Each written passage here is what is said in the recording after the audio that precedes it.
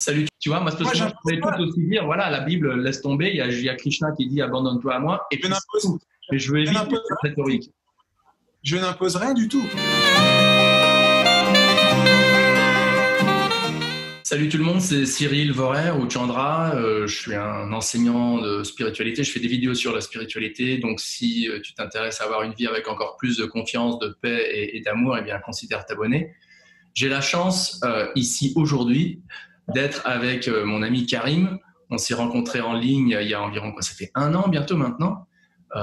Tu es diplômé de Sciences Po, c'est ça? Sciences Po ou J'ai fait plusieurs choses. J'ai fait maths sup maths p, j'ai un MBA en finance et puis un diplôme en tourisme.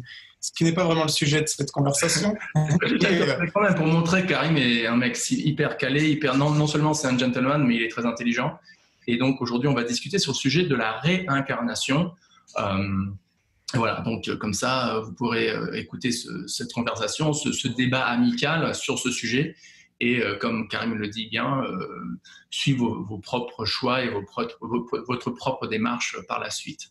on fait Bah, comme écoute, ça. mon parcours, je te l'ai déjà raconté. Ça fait environ 27 ans que je pratique le Bhakti Yoga ou le Vaishnavisme, la tradition monothéiste de, entre gros guillemets, l'hindouisme.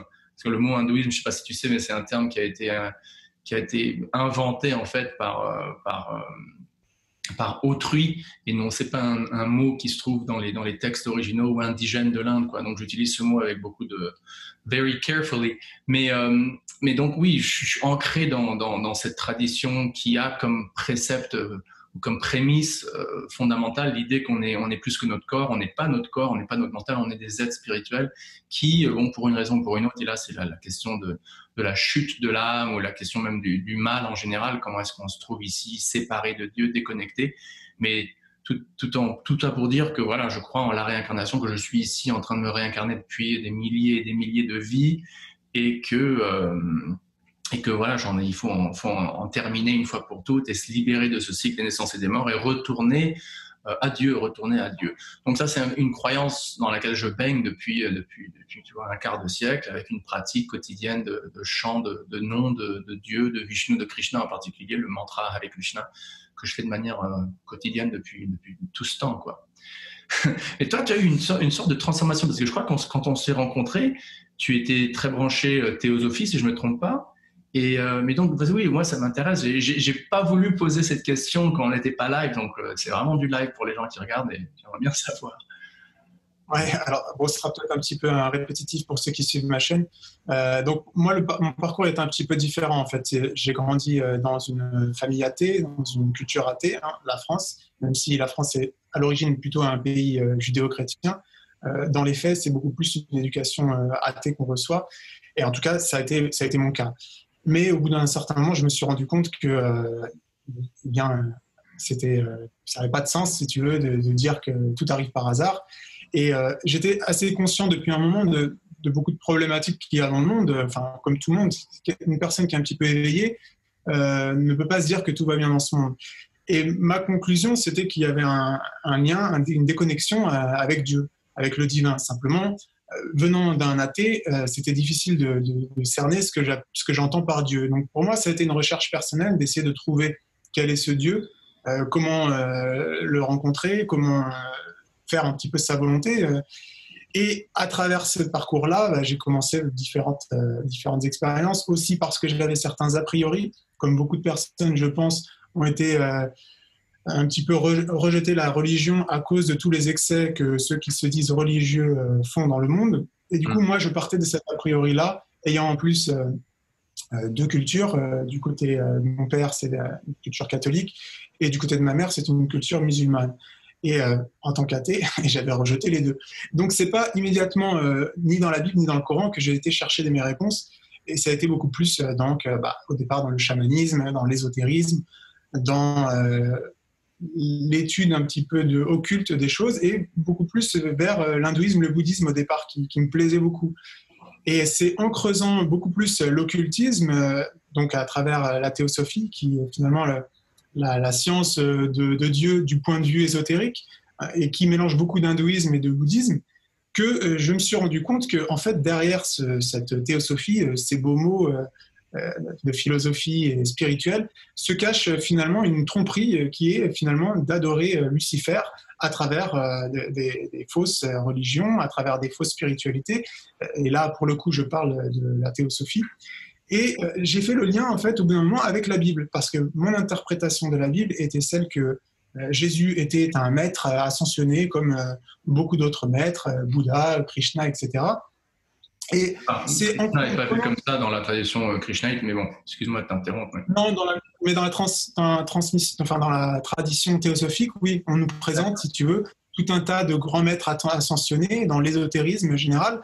Et Krishna fait partie des autres avatars de Dieu, tout comme Jésus, tout comme Bouddha, etc. Et je voyais qu'il y avait un lien fort avec le christianisme. Jésus revenait toujours dans différentes traditions, mais je me disais c'était pas possible qu'il puisse y avoir un langage contradictoire sur Jésus. Et je me suis décidé à me replonger dans la Bible et vraiment comprendre ce qui est vraiment dit dans la Bible. Et je me suis aperçu que c'est pas du tout ce qu'est réellement Jésus, c'est pas du tout ce que dit la Bible, et que toutes ces traditions sont liées à la Bible, mais en opposition directe. Et c'est un petit peu la position qui m'a amené à rejeter la réincarnation, puisque la réincarnation fait partie de cet ensemble de philosophie et de spiritualité que la Bible décrit comme une opposition à la vérité qui est celle de Jésus étant Dieu incarné pour le salut de l'humanité. D'accord.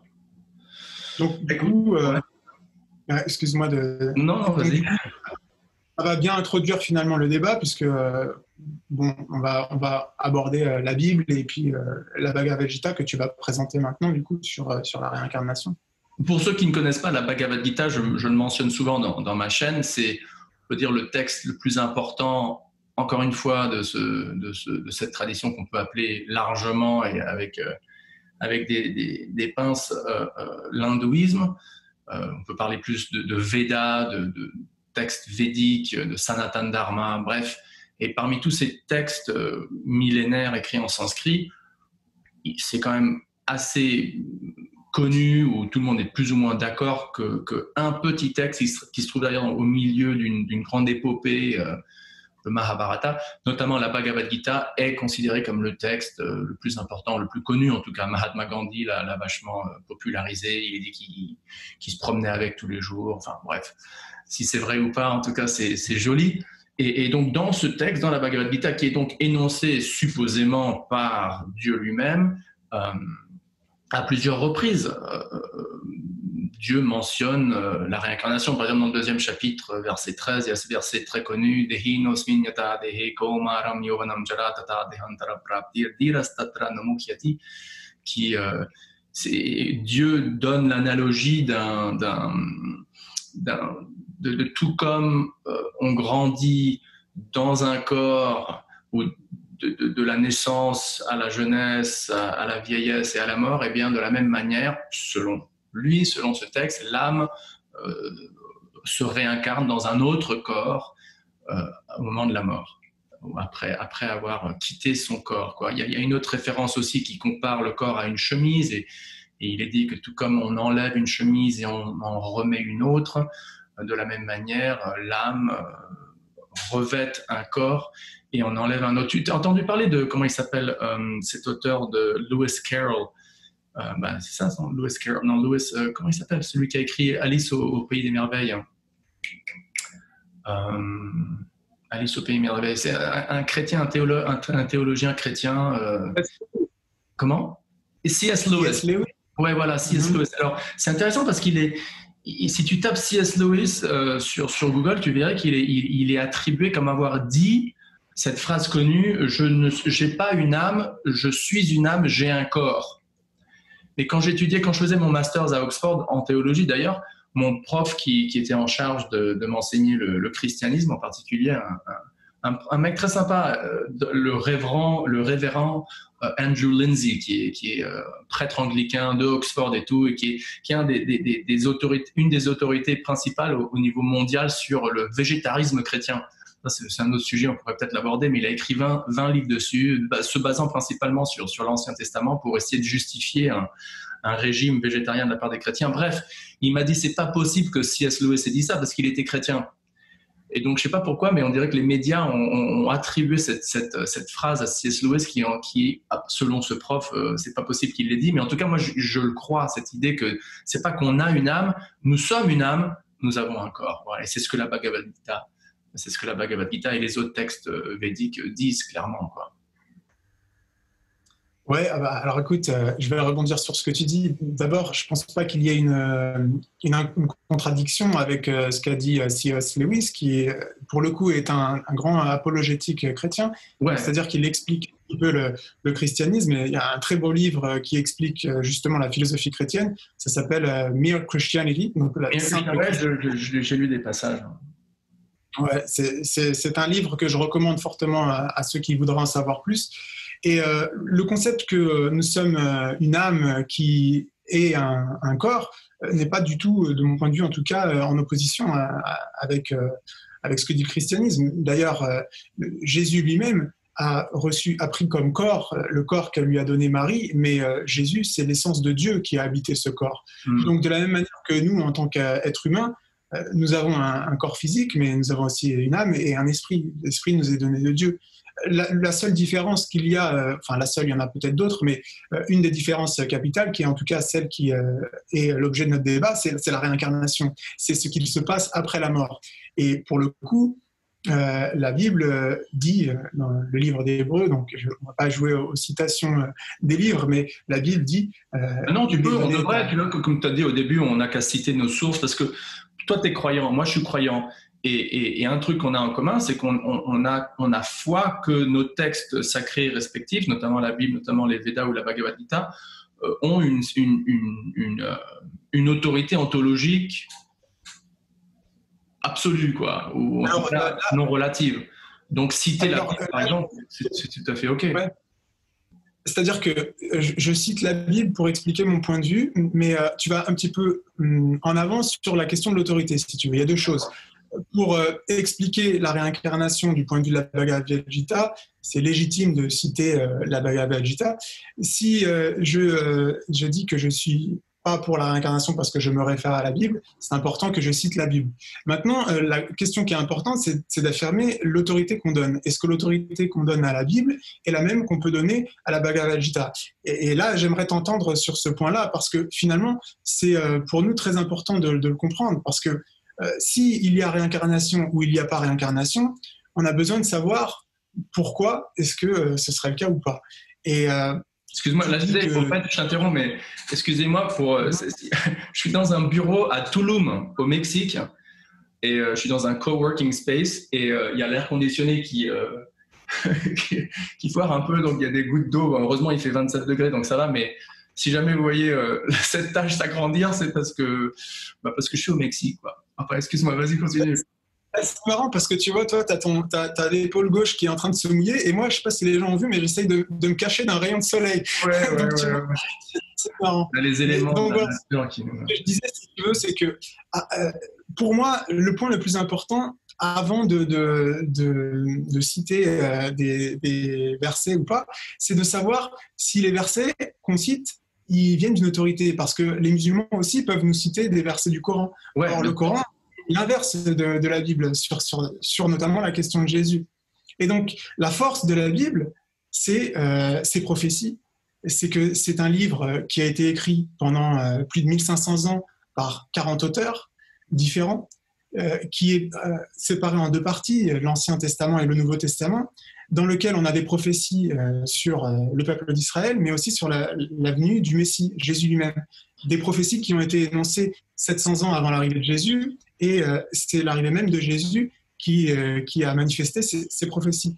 Donc, si tu veux, l'autorité qu'on donne à la Bible, principalement, au-delà de la beauté ou de l'acceptation de la théorie qu'on peut donner ou pas à cette écriture sacrée, c'est le poids des prophéties, si tu veux, parce que n'importe qui non, mais disons que on peut du jour au lendemain se décréter prophète et dire qu'on est en communication avec avec Dieu, l'ange Gabriel, avec Dieu, avec qui que ce soit. Mais pour qu'on croie à cette personne, il faut qu'on amène certaines preuves.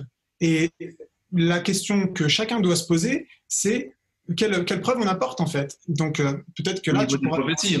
Bah, moi, je suis pas un expert dans l'islam, mais si... Non, la Bhagavad Gita, je veux dire... Je sais, mais juste pour parler de manière un peu universelle et générale, si je me trompe pas, tu as un des arguments de beaucoup d'apologétiques, ça se dit, d'apologistes musulmans, c'est précisément le même argument, que oui, il y a plein de prophéties qui ont été énoncées et confirmées, qu'on trouve dans le Coran. Et le même argument... je me permets de t'interrompre parce que c'est pas le cas du tout. Il n'y a aucune prophétie dans le Coran. Mais par contre, ce que disent les musulmans, encore une fois, on n'est pas sur l'islam, hein, il faudrait qu'on parle de la Bhagavad Gita après, mais ce que disent les musulmans, c'est que dans la Bible, le prophète Mahomet était annoncé, ce qui n'est pas du tout le cas. Et comme la Bible n'annonce pas Mahomet, les musulmans ont dit que la Bible a été corrompue. Mais là, on rentre dans un autre débat.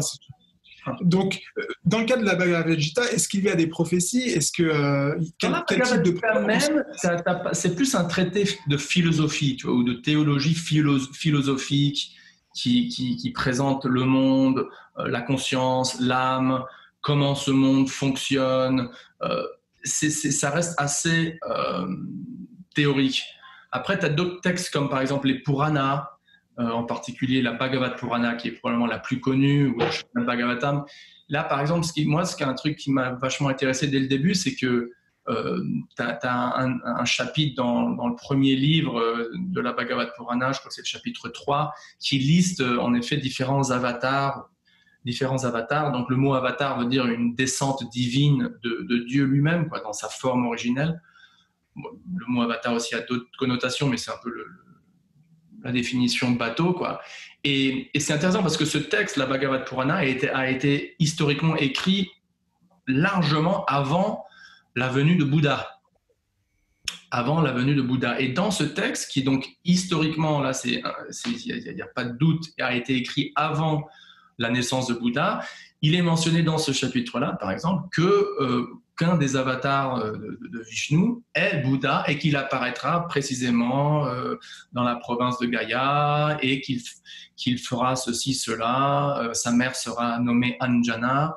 Moi, je trouve ça extraordinaire que Bouddha est donc mentionné dans la Bhagavad Purana, un texte embrassé donc par les gens qui suivent le Sanatana Dharma. Et c'est d'ailleurs pour ça que pour les hindous, Bouddha, la personnalité de Bouddha, hein, pas la philosophie, surtout la philosophie très hardcore, style zen, qui a été développée plus tard, qui prend une position athée, nihiliste, beaucoup plus accentuée que les enseignements, on peut dire, du Bouddha originel.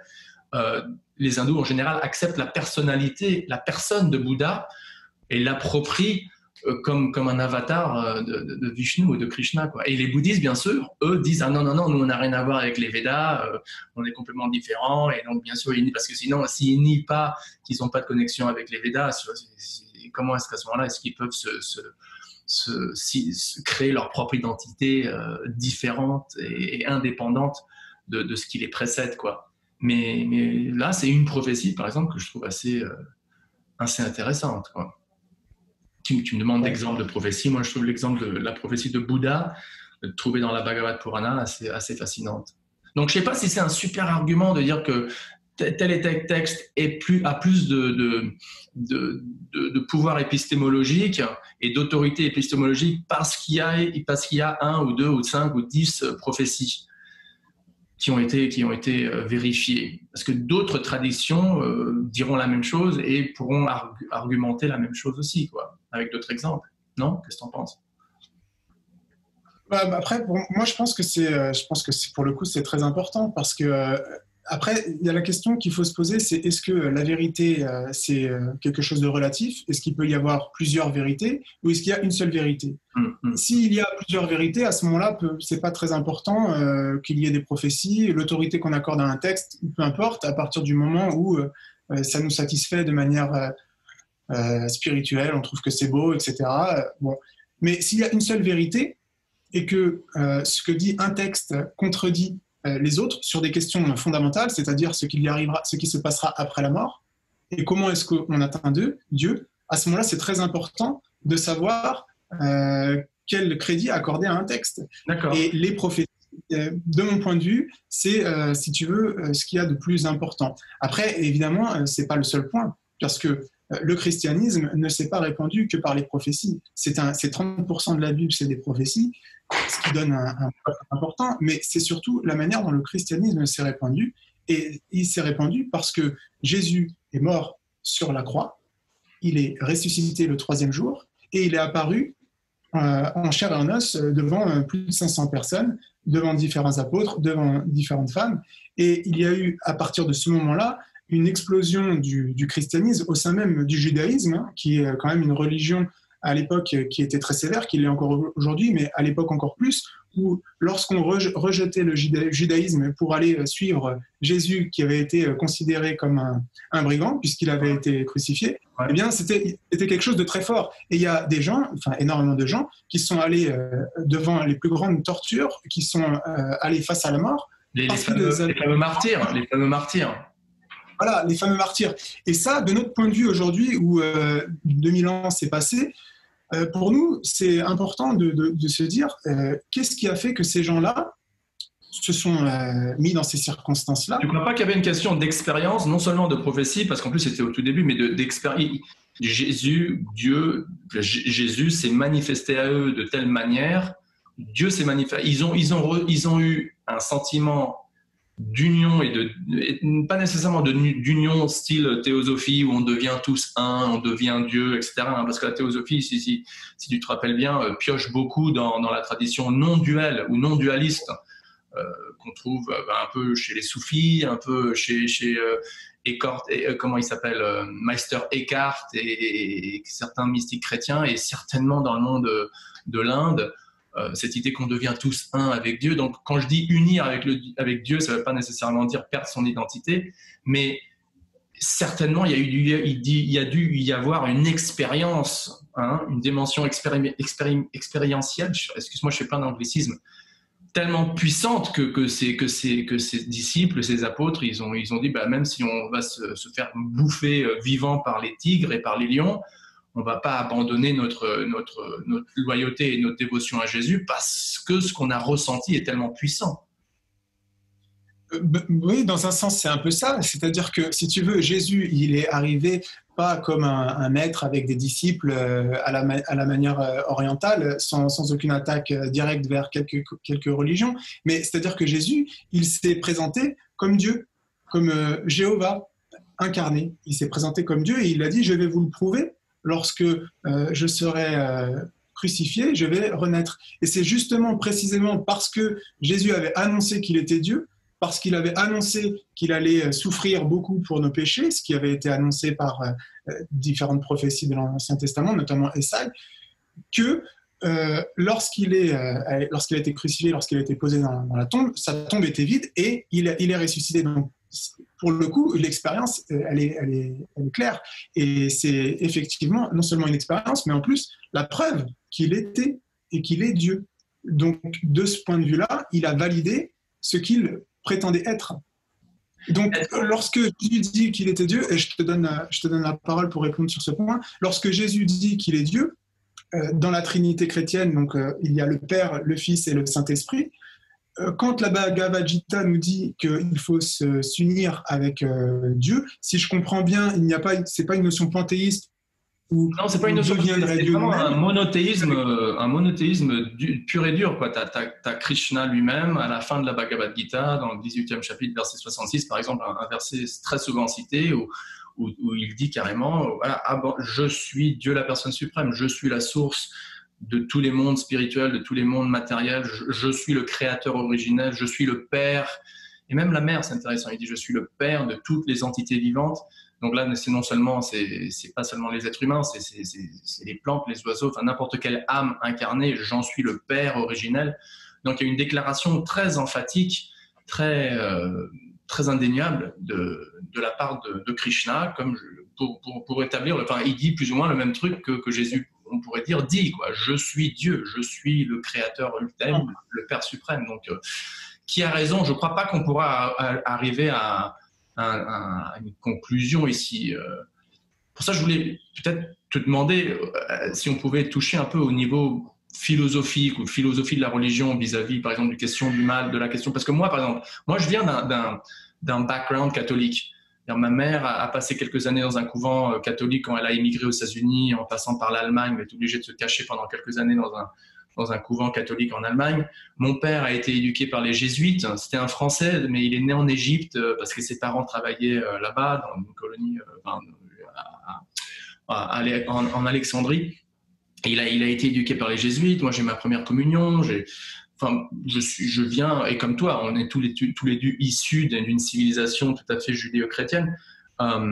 Mais moi, ce qui m'a vraiment fait tilter au niveau de croyance en Dieu, c'est-à-dire je crois toujours en Dieu, et bon, maintenant je crois en la réincarnation aussi, c'est cette notion de mal, c'est cette notion de comment est-ce que si la réincarnation est un fait, eh ben, ça peint l'image d'un Dieu qui est très patient et très miséricordieux. C'est-à-dire, il donne une chance, 2 chances, 5 chances, 100 chances, 1000 chances, 5 millions de chances, c'est-à-dire autant de vies, si tu veux, que tu as besoin pour essayer de jouir indépendamment de lui et de son service, et finalement te rendre compte qu'en fait, non, je serai jamais heureux sans lui, et de là, entreprendre ton retour à lui et de demander sa grâce, etc., pour qu'il te ramène à son royaume quand tu meurs durant ta dernière incarnation sur Terre.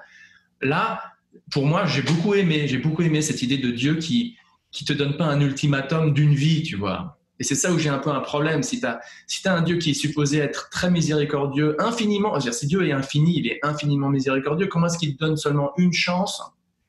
Et si tu foires, si tu rates ton coup pendant une vie, eh ben là, cette notion d'enfer éternel, moi, ça me perturbe, ça me dérange, parce que pour moi, ça contredit la définition par excellence de Dieu qui est notamment infiniment miséricordieux.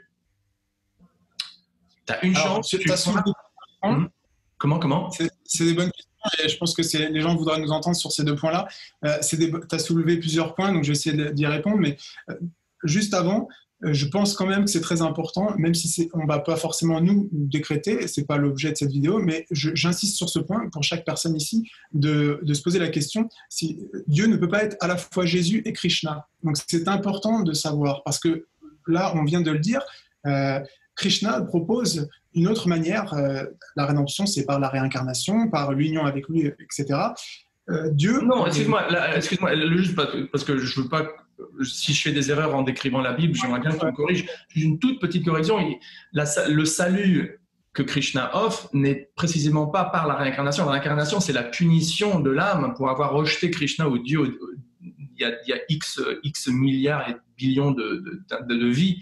Le salut, c'est précisément de s'abandonner à lui, de dévouer sa vie à lui, de chanter ses gloires, de vivre une vie dédiée à lui, que je trouve d'ailleurs très similaire à ce que le Christ enseignait. Excuse-moi pour cette interruption. Ouais, mais alors, à ce moment-là, la question, c'est que, bon, un Dieu miséricordieux, c'est précisément le message du christianisme, puisque c'est Dieu lui-même qui a pris sur lui la punition qui était réservée à l'humanité. Très brièvement, ce que dit la théologie chrétienne, c'est que l'homme a été créé par Dieu dans le jardin d'Éden. Et puis, il a créé aussi d'autres entités qui sont des anges, et un d'entre eux s'appelait Lucifer. Lucifer s'est rebellé contre le plan de Dieu et a voulu établir son trône au-dessus du trône de Dieu. Il a été chassé par Dieu à cause de cette rébellion, et dans sa rébellion, il a entraîné avec lui un tiers des anges, qui a donné ce qu'on appelle les démons, les anges déchus, et le diable, à travers le serpent dans le jardin d'Éden, a tenté Adam et Ève pour manger du fruit de l'arbre de la connaissance du bien et du mal. De cette manière-là, Adam a désobéi à Dieu, et c'est par la désobéissance qu'Adam a fait à Dieu que l'homme, l'humanité, a été perdu, ou en tout cas puni, a chuté. Et à cause de cette désobéissance, l'humanité a comme destin, l'homme a comme destin la mort et la séparation avec Dieu, de Dieu, parce que Dieu est un Dieu illimité, un Dieu infini, juste et bon, et de désobéir face à un Dieu infini, ça entraîne des conséquences infinies, qui sont donc la séparation éternelle. pour résoudre cette problématique, Dieu qui a deux aspects, qui est l'amour, la miséricorde absolue, mais aussi la justice, pour que sa justice soit complète, soit obéie, si tu veux, il a pris sur lui la punition que devaient prendre les hommes, et il s'est incarné dans la personne de Jésus. Il a pris un corps humain, et en étant en même temps Dieu, en même temps humain, il n'a jamais péché, et il a pris sur lui la punition. Et il a démontré qu'il était Dieu en résurrectant, en renaissant, si tu veux, en prouvant qu'il est Dieu, et il a dit à tous ceux qui le suivront qu'ils n'auront pas le châtiment éternel et qu'ils auront la vie éternelle, le paradis. Et Jésus a dit, je suis le chemin, la vie et la vérité, nul ne vient au Père que par moi. Donc la grande miséricorde, c'est que l'homme n'a pas besoin de se réincarner pendant des milliers, des millions de fois dans ce monde qui est un monde de misère, et est un monde d'injustice, est un monde de mal. Il n'a qu'à simplement accepter un cadeau gratuit qui est de croire en Jésus, de croire qu'il est mort pour nos péchés, et par cette simple acceptation, il n'y a rien de plus simple que d'accepter un cadeau, on obtiendra le paradis éternel. Donc quand on dit je ne comprends pas un Dieu qui soit aussi difficile, il n'y a rien de plus facile que de dire j'y crois.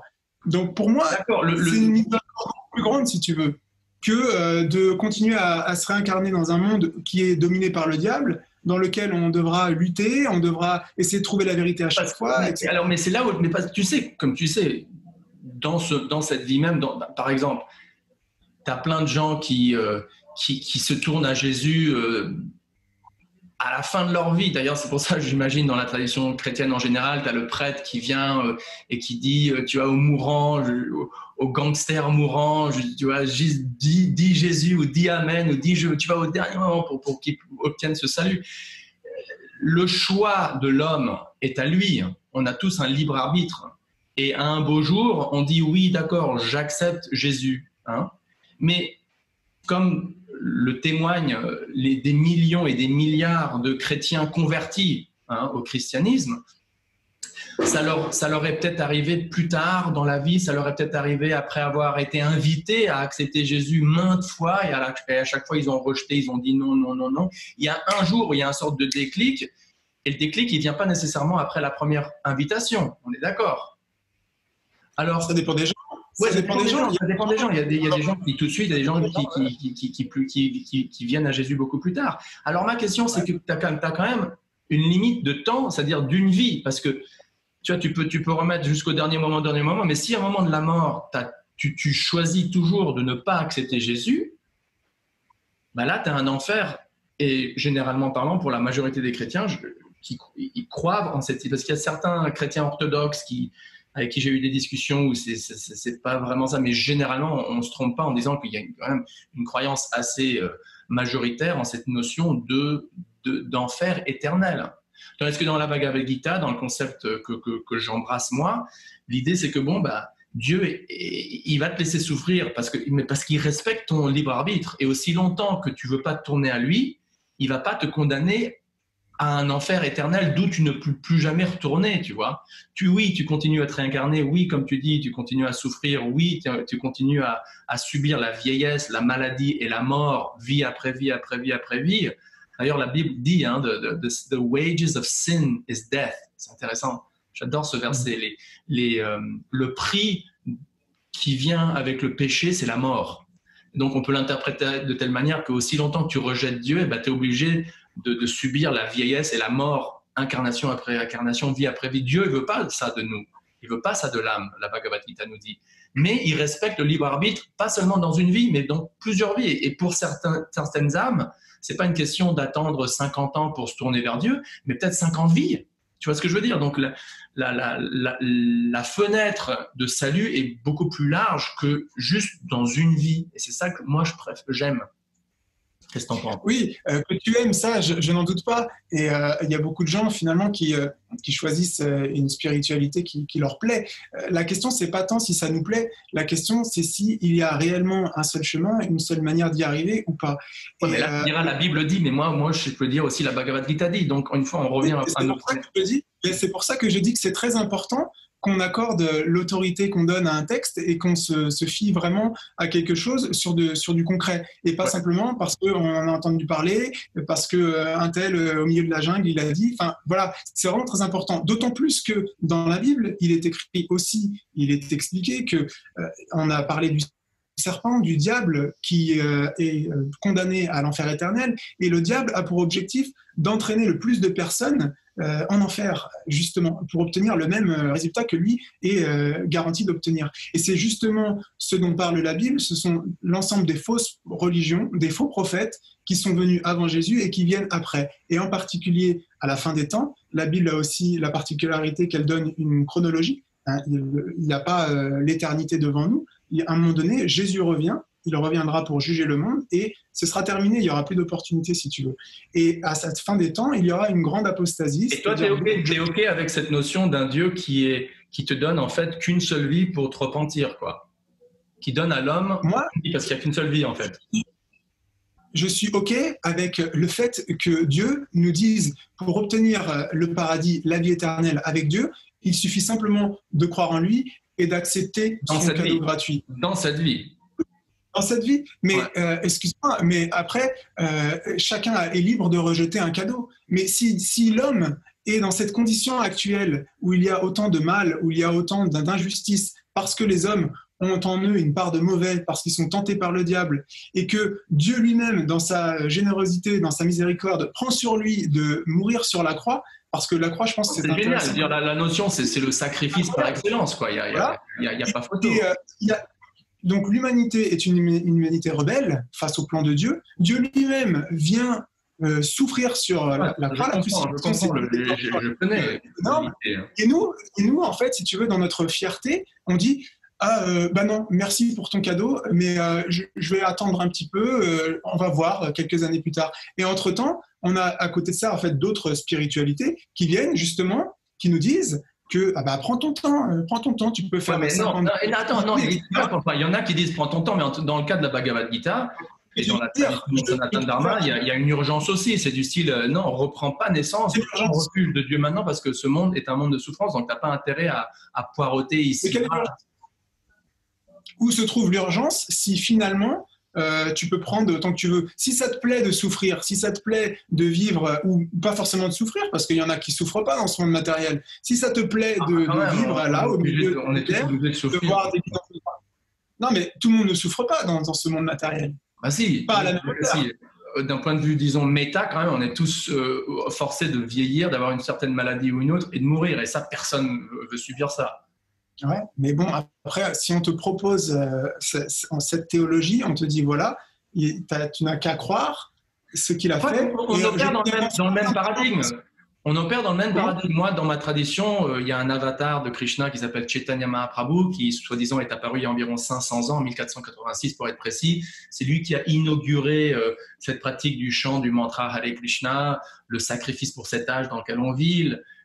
Et c'est le même principe, c'est juste, c'est tellement simple, c'est tellement facile, tu as juste à accepter la miséricorde de Chaitanya Mahaprabhu, tu as juste à chanter les saints noms de Dieu, et juste en faisant ça, tu reçois la pleine miséricorde de Dieu, et tu vis une vie aussi heureuse que possible dans ce monde temporaire de souffrance, et quand tu meurs, tu n'as plus à renaître, et tu retournes au royaume de Dieu, dans la région la plus exaltée, la plus confidentielle du royaume de Dieu, pour vivre une vie éternelle avec Dieu. C'est quand même le même paradigme, quoi.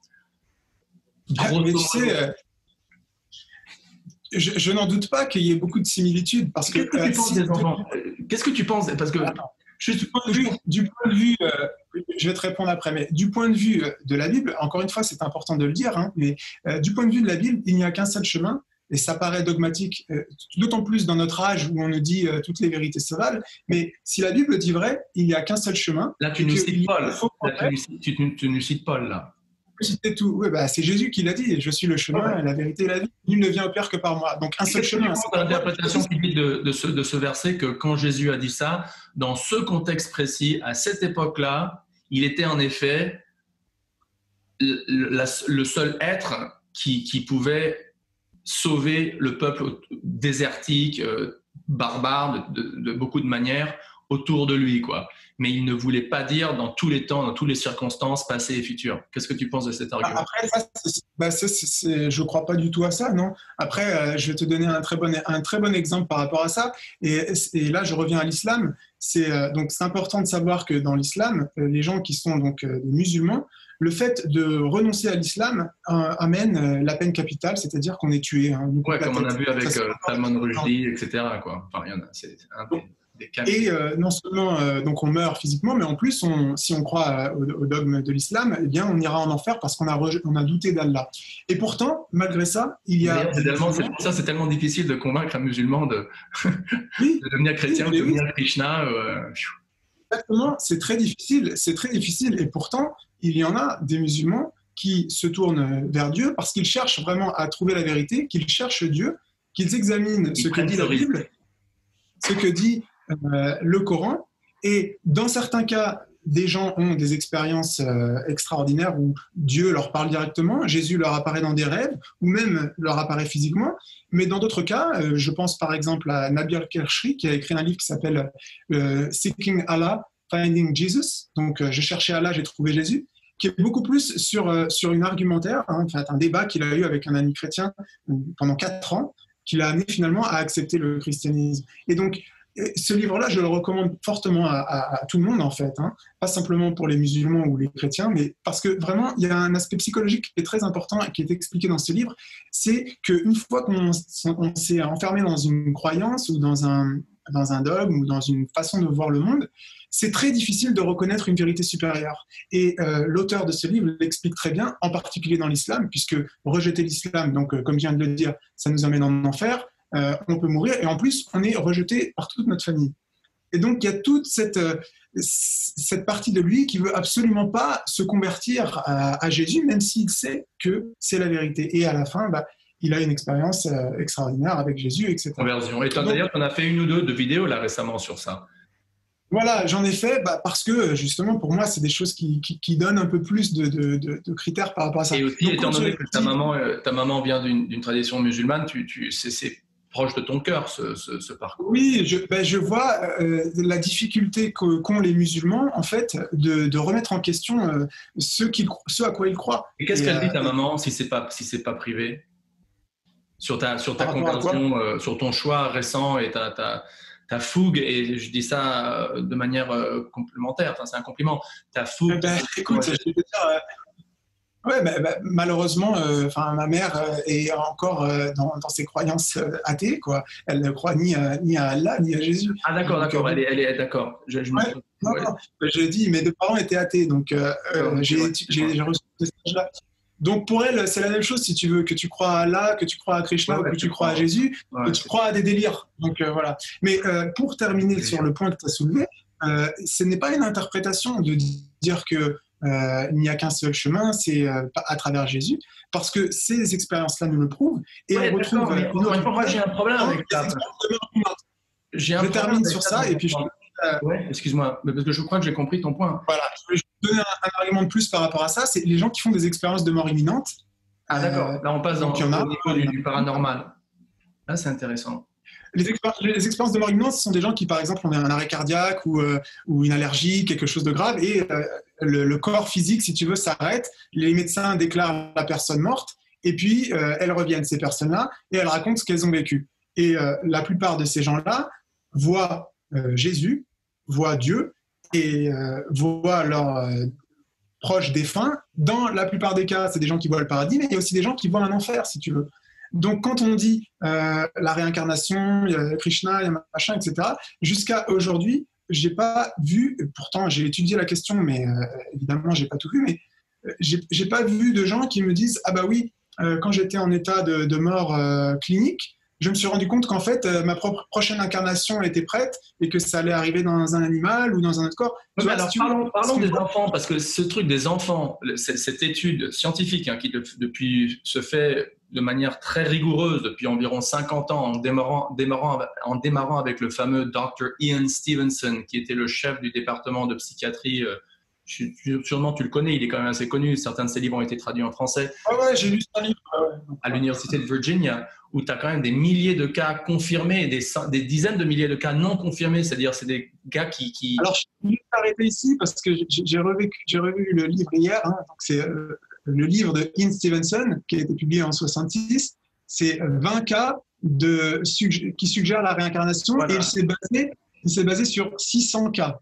Donc 10 000, il y a une petite inflation. Ah non, mais depuis là, il a continué il y a tout un truc, il y a The Division of Perceptual Studies à l'université de Virginie qui continue son boulot avec Dr.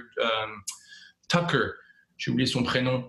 Et donc, non, ils continuent, hein, les mecs, à accumuler de plus en plus de cas. Mais ce que je veux dire, que ce soit 10 000 ou 1000, le point est qu'il y a une rigueur scientifique dans le sens qu'il a dû filtrer plein de cas qui sont faramineux, extraordinaires, mais qui échappent à une rigueur scientifique, donc qui ouvre la porte trop grande, selon lui, à des possibilités, par exemple, de l'enfant qui aurait pu aller à l'endroit où il dit avoir vécu dans sa vie passée, ou alors avoir eu un contact avec la langue qu'il soi-disant parle mystérieusement. Mais il y a quand même un grand nombre de cas que lui appelait confirmés, c'est-à-dire des cas où, en effet, la seule conclusion la plus logique pour expliquer ce phénomène d'enfants qui, soi-disant, se souviennent d'une identité qui est donc confirmée par des annales d'hôtels de ville ou des témoignages ou des trucs, tu vois, même il y a des cas de ouf ou de fous d'enfants qui disent voilà, j'ai été tué par un mec qui était jaloux parce j'avais couché avec sa femme ou un truc comme ça, il m'a tapé dessus avec un marteau et il a enterré le marteau à tel et tel endroit, et le petit gosse, tu vois, 15 ans plus tard, à l'âge de 10 ans plus tard, amène Dr. Ian Stevenson et son équipe dans la forêt et il dit voilà, creusez là, vous allez voir. Et là, les mecs voient en effet un marteau que l'enfant dit voilà, ça c'est le marteau que mon ennemi a utilisé pour me tuer dans ma vie passée, quoi. Qu'est-ce que tu penses de ça? Moi, personnellement, ça me donne une foi. Parce qu'encore une fois, toi, on dirait que un théiste en général. Alors après, encore, s'il te plaît, rentrons pas dans quel texte a le plus d'autorité, parce que chacun peut dire le mien a le plus d'autorité. Mais le principe général qu'un théiste a foi en ces textes sacrés, la foi peut être faible ou peut être très forte. Tu as des chrétiens qui ont peu de foi en la Bible, tu as des chrétiens qui seraient à mourir pour ce que la Bible dit, on est d'accord. De la même manière, dans la tradition sanataniste, ou pas sataniste, hein, celle qui suit le Sanatana Dharma, ou védique, si tu veux, la tradition de la Bhagavad Gita, tu as des gens qui ont une foi inébranlable en les mots de Krishna ou de Vishnu, et d'autres qui en ont moins. Moi, personnellement, je vais pas prétendre avoir plus de foi que je n'ai pas, tu vois. Ça fait quand même 27 ans que je lis la Bhagavad Gita quotidiennement, j'y crois, j'ai fait des choix dans ma vie. D'ailleurs, non seulement j'y crois, mais tu vois, je suis un prêtre, je suis un pasteur, je fais qu'enseigner ça, ma chaîne YouTube, c'est que sur ça, tu vois, j'ai quand même vachement investi. Mais pour être complètement honnête, et pas, tu vois, je veux pas être faussement humble non plus, mais bon, j'ai une certaine foi, mais bon, j'ai des doutes quelquefois, comme un chrétien aurait des doutes. Mais quand je vois ces trucs d'enfants qui se souviennent de leur vie passée, j'ai peut-être pas plus de foi que Krishna c'est Dieu, mais en tout cas, j'ai foi que la réincarnation, c'est un fait scientifique qui se déroule dans l'univers. Qu'est-ce que tu en penses? C'est une bonne question. Je m'attendais à ce que tu mentionnes Ian Stevenson, puisque c'est incontournable. Alors d'abord, sur l'aspect scientifique de la chose, il faut savoir que donc son livre, donc des 20 cas qui suggèrent la réincarnation, se base sur à peu près... Il y en a eu d'autres après, mais disons sur la méthodologie, si tu veux. Donc 600 cas, et en fait, ce sont des témoignages qui sont basés sur ce que disent les amis, ce que disent les parents, etc. Et parmi ces témoignages-là, les 600, il en a choisi 20 et il a fait ce livre-là. Et donc, c'est simplement sur des témoignages de personnes. Mais le point qui est important, donc d'abord, le fait que dans ces 600 cas qui sont présentés dans son livre, la moitié viennent de l'Inde, de Thaïlande et de je ne sais plus quel autre pays. Des pays où généralement les gens croient à la réincarnation. Et l'autre moitié, donc il y a le Brésil, donc qui est aussi très influencé par le spiritisme, et l'Europe, sans préciser les autres pays. Alors, déjà, ça, c'est un petit peu, ça peut un petit peu mettre la puce à l'oreille, mais en tout cas, le point que je veux donner par rapport à ça, parce que personnellement, moi aussi, ça m'a interpellé, l'histoire des enfants, et c'est pour ça aussi que je croyais à la réincarnation à l'époque, pour d'autres raisons, mais ça, c'était un des points qui vraiment était difficile à ne pas rejeter, si tu veux. Je peux l'expliquer de deux points, hein. C'est mon point de vue, après, évidemment, chacun peut penser ce qu'il veut. Tu regardes le soleil, si tu veux, le soleil se lève à l'est, il se couche à l'ouest. Tu observes par tes sens et tu vois que le soleil, il arrive d'un endroit et il sort d'un autre. Donc, c'est vraiment logique que le soleil, en fait, il fait le tour de la Terre.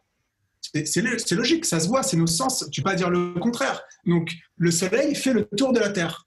Donc, pour l'instant, tant que j'ai ma théorie qui dit que le soleil tourne autour de la Terre, mes sens me prouvent que le soleil tourne autour de la Terre. Maintenant, si je viens et que je suis en mesure de te donner une explication un peu plus, disons, différente, qui vient contrer cette explication de la chose, peut-être que tu vas voir les choses différemment. Je te dis, en fait, ce n'est pas le Soleil qui tourne autour de la Terre, mais c'est la Terre qui tourne autour du Soleil. Et on a l'impression que le Soleil tourne.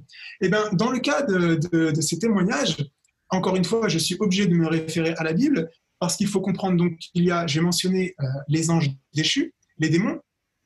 Et dans cette sphère dans laquelle on se retrouve, les anges déchus, les démons, ont pour objectif de tromper les hommes. Et il y a ce qu'on appelle la possession démoniaque. L'exorcisme fait partie du travail des prêtres. Et il y a des gens qui sont directement possédés par des démons, qui leur influent des pensées, qui peuvent même prendre possession d'eux-mêmes. Ça fait partie de la culture satanique, hein, la dissociation psychique des enfants. Je ne sais pas si tu as entendu parler. Je te suggère de t'intéresser. Je crois tout à fait en l'existence de fantômes, entre guillemets. C'est des âmes qui n'ont pas de corps physique pendant X années, donc on les appelle des fantômes. Tu vas comprendre où je veux en venir, si tu veux comprendre pourquoi. Ouais, je crois que je vois. Tu as des fantômes ou tu as des êtres non incarnés qui leur donnent ces informations, quoi. Donc, je te suggère de t'intéresser aux travaux d'Alexandre Le Breton. Donc, notamment, il a écrit sur le MK Control et la manière dont les élites satanistes fractionnent le mental des enfants à travers différents traumatismes. Et ces enfants-là peuvent avoir à l'intérieur d'eux-mêmes plusieurs personnalités qui sont, dans certains cas, des personnalités qui viennent justement d'entités invisibles. Donc, lorsqu'un enfant peut nous dire le marteau, il est enterré dans le terrain, c'était mon meurtrier, etc., qui nous prouve que ce n'est pas un démon qui prend possession de cet enfant et qui lui donne des explications. Car il y a des cas... Pour faire croire aux gens, pour faire en sorte que les gens croient en la réincarnation et donc les emmener au loin de Jésus. Quelle serait la motivation pour faire tout ce boulot ? Ça peut être une possibilité, tout à fait, parce que de toute manière, si on croit à ce que dit la Bible, on croit qu'il existe le diable. Si on se renseigne un petit peu sur ce que font les élites et qu'elles sont réellement dans l'adoration de Satan, Satan, Lucifer, qui n'est pas l'adversaire de Krishna ni de Bouddha, c'est l'adversaire de Jésus-Christ. Et donc, dans cette vision de la chose, qu'il y a une élite noire qui a pour objectif de tromper l'humanité. Ces élites noires. Ces élites-là ne sont pas simplement. Mais ces élites-là ne fonctionnent pas uniquement dans la sphère matérielle. Elles ont une dimension spirituelle. Elles sont pas dans la sphère matérielle, mais subtile, moi je dirais. C'est-à-dire, elles ne sont pas dans la sphère qu'on voit avec nos yeux grossiers, entre guillemets, mais c'est pas au royaume de Dieu que ça se passe, quoi. C'est toujours dans une atmosphère subtile, matérielle de ce monde, si j'ose dire. Ce que je veux dire par là, c'est qu'il y a des entités qui sont invisibles, qui agissent pour tromper les hommes, et comme tu l'as suggéré, pourquoi pas faire croire aux gens que la réincarnation, et du coup, prenez votre temps, et voilà, c'est une possibilité. Après... Moi, je sais pas, mais après, il y a quand même un truc théiste. Si le fantôme disait au petit gosse, ouais, en fait, voilà, il n'y a pas de Dieu, il n'y a pas d'âme, il n'y a rien après la mort... Tu vois, ça, je comprendrais. Ça, c'est un truc vraiment démoniaque à faire, quoi. Un truc que le diable ferait. Mais comme tu le sais toi-même, la majorité des gens qui ont donc des expériences comme ça de mort imminente, etc., ils deviennent théistes après, quoi. Ils commencent à croire en Dieu après. Et souvent, il y en a qui deviennent chrétiens. Alors là, ça irait à l'encontre du but, de l'objectif de Lucifer, de Satan, non ? Non, puisque une expérience de mort imminente n'est pas une possession démoniaque, ça n'a rien à voir. C'est quelqu'un qui qu'il y a un accident. Ah oui, il faut bien dissocier les deux, là. Je ne te parle pas de gens qui font, par exemple… Moi, je ne dissocie pas trop les deux parce que pour moi, ça, c'est juste la preuve, comme Ian Stevenson le dit et d'autres, et là, on rentre dans la biologie chimique, quoi, où l'intersection de la spiritualité et de la physique ou de la biologie, notamment que la conscience est un produit spirituel. La conscience est un phénomène spirituel, métaphysique, qui n'a jamais eu et qui n'aura jamais rien à voir avec la matière, avec le corps. Et donc pour moi, c'est ça. Donc, que ce soit une expérience de mort imminente ou d'enfants qui se souviennent de leur vie passée, pour moi, ça prouve un truc, notamment que l'âme ou l'être conscient transcende le corps, transcende la matière. Ben, pour le coup, on est d'accord, ça c'est sûr. La question, c'est où est-ce qu'on va après? Et est-ce qu'on a deux destinations ou est-ce qu'on a le retour sur Terre? Après, pour le coup, je vais te poser une fois la question parce que c'est quand même… la question de la réincarnation. De ton point de vue, est-ce qu'on se réincarne dans des animaux, dans des êtres humains? Est-ce qu'on se réincarne immédiatement? Ou, tu vois, comment est-ce que ça fonctionne? D'accord. Bah, écoute, moi je vais te répondre en représentant de la tradition védique, donc en me référant aux textes comme la Bhagavad Gita, comme les Upanishads et tout, parce que je trouve ça assez arrogant de mentionner, tu vois, de se poser en tant qu'autorité sans faire référence au texte sacré, quoi. Donc, selon la tradition que je suis moi, selon la Bhagavad Gita, oui, en effet, une âme peut, selon son karma, c'est-à-dire son karma dans le sens de ce qu'elle fait dans cette vie-ci, parce que le mot karma, ça peut dire, voilà, donc réaction karmique de ce que tu as fait dans tes vies passées, mais le mot karma lui-même veut dire action aujourd'hui, maintenant, quoi. Donc, on peut parler de karma en termes de présent, d'activité présente. Donc, selon ce que quelqu'un fait dans une vie maintenant, eh ben ouais, tu peux te retrouver dans un corps non humain dans une vie prochaine, en effet. En effet. Et de quelle manière est-ce que le karma va évoluer lorsque tu seras dans le corps d'un animal? Alors, bonne question. Une fois que tu as été dans un corps d'animal, il n'y a pas vraiment de karma. C'est-à-dire, le karma, c'est un truc que l'âme dans un corps humain génère. Mais une fois, précisément parce qu'on a un libre arbitre et le corps nous donne une possibilité cognitive de pouvoir décider entre Dieu et Satan ou Dieu et l'illusion, si tu veux. Une fois qu'une âme est dans un corps non humain, elle est vraiment, vraiment, vraiment conditionnée à agir. Il n'y a pas vraiment de méta, tu vois, il n'y a pas vraiment de… Si tu ne vois pas souvent un chien, par exemple, faire une pause et dire « Tiens, est-ce que je suis vraiment un chien ?» Est-ce que, tu vois, quand un chien, il fait ce qu'un chien fait, quoi. Il mange, il dort, il cherche à s'accoupler et c'est tout, quoi.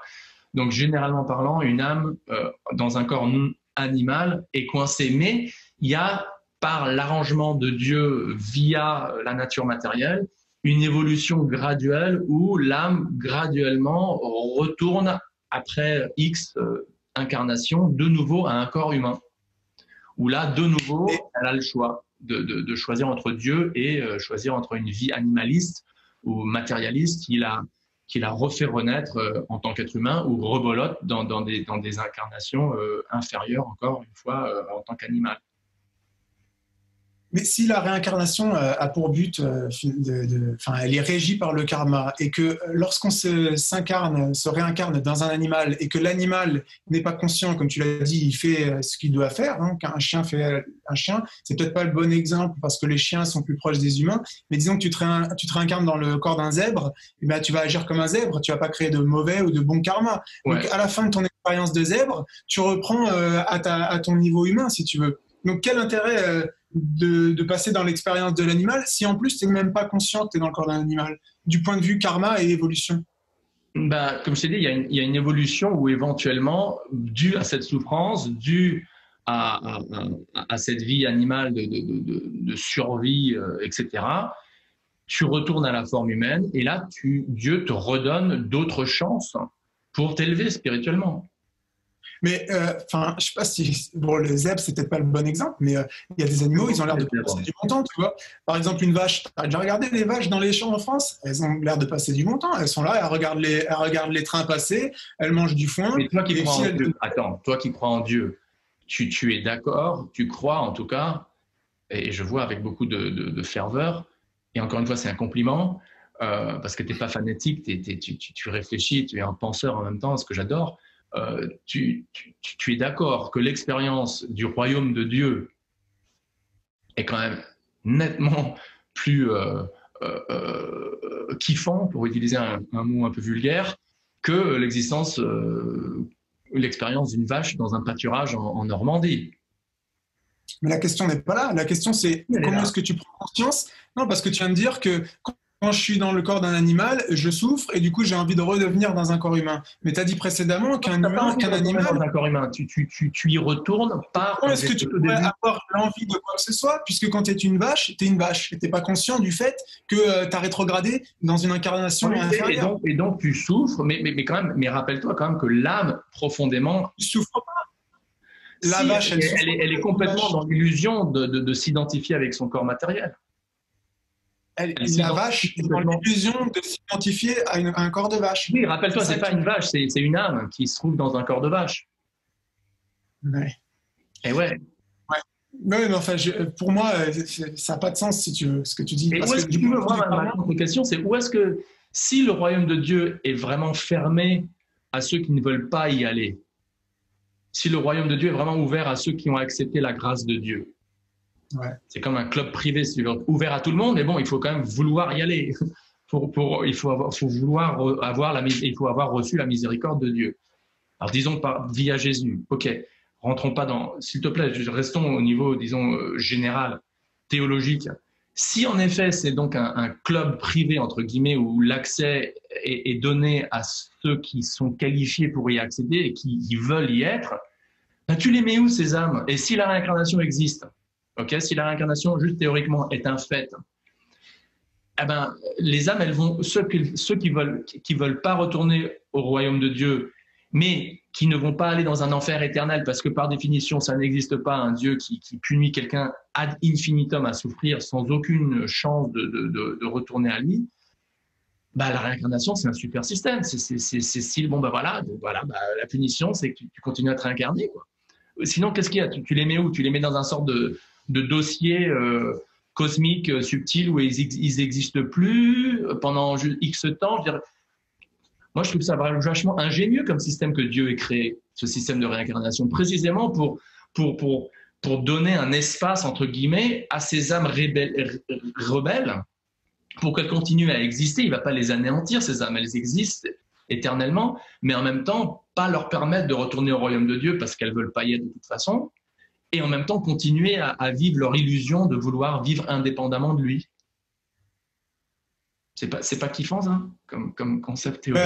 Non, après, si tu veux, il y a plusieurs choses à dire. D'abord, quand on parle de réincarnation, par définition, si la réincarnation est vraie, tu dis que c'est Dieu qui a créé la réincarnation, mais non, c'est Krishna ou plutôt le système hindouiste et d'autres qui parlent de réincarnation. Si la réincarnation est un fait, par définition, l'œuvre de Jésus-Christ n'a pas la valeur qu'elle est et qu'elle est présentée. C'est-à-dire que Dieu est mort pour nos péchés et nous donne une chance. Mais si c'est la réincarnation, à quoi ça sert qu'ils viennent se crucifier, si tu veux? Donc c'est pour ça que tu ne peux pas avoir deux vérités qui se contredisent. Il se peut que la Bible soit fausse entièrement et qu'on soit dans l'erreur et qu'on soit dans une possibilité d'un club privé, même si la Bible dit que Dieu veut que tous les hommes se repentent, que tous les hommes arrivent au paradis et qu'il n'y a rien de plus simple que de se repentir. C'est pas aussi simple. Il suffit pas de dire Jésus, je crois en toi et continuer à pécher. Alors, il faut qu'il y ait un repentir sincère. Laisse-moi terminer. Il faut qu'il y ait un repentir sincère. Et le grand paradoxe qu'il y a dans cette bonne nouvelle, c'est que pour se repentir, il faut avoir une certaine partie de bon en soi-même. Un homme mauvais ne se repentira pas sincèrement. Donc, les hommes mauvais sont condamnés par leur propre leur mal, quoi, si tu veux. Et c'est pas du tout un club privé.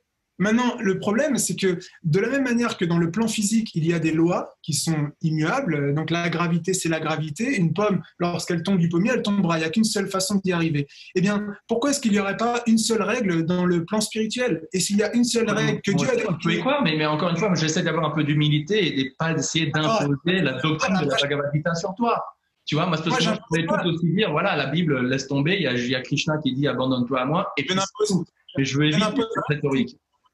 Je n'impose rien du tout. Je dis simplement que si il existe une loi spirituelle de la même manière qu'il y a une loi physique et qu'il n'y a qu'une seule manière dont les pommes peuvent tomber de haut en bas, s'il n'y a qu'une seule manière pour rentrer dans le royaume de Dieu, et que Dieu lui-même a pris la peine de nous écrire un livre pendant 1500 ans, avec 40 auteurs, qu'il a pris sur lui la crucifixion, et qui dit aux hommes, repentissez-vous, tournez-vous vers Dieu, arrêtez avec votre orgueil, cherchez la vérité sincèrement et acceptez le don, vous aurez la vie éternelle à l'infini. C'est pas un club privé, c'est pour tout le monde. Et il n'y a rien de plus facile que de dire, je me repens, je crois en toi, Jésus. Plutôt que de dire, ah bah maintenant, je vais aller par moi-même, je vais me réincarner. C'est la même chose avec Krishna. C'est la même chose avec Krishna. Il y a ce verset connu dans le Ramayana, si tu sais, un autre épopée qui parle de l'avatar Ramachandra.